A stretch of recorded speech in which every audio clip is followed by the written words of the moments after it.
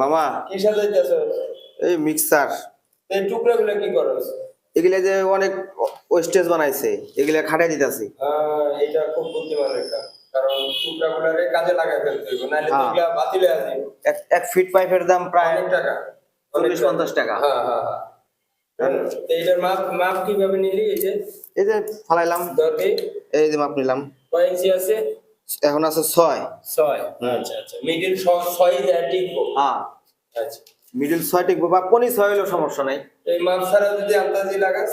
আন্তাজে কেমনে হবে, সব জিনিস একটা মাপ আছে না।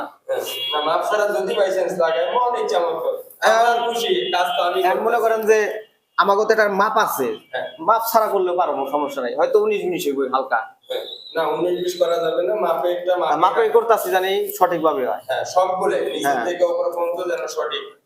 এরকম টুকরা টাকরি যা আছে এবার লাগাই।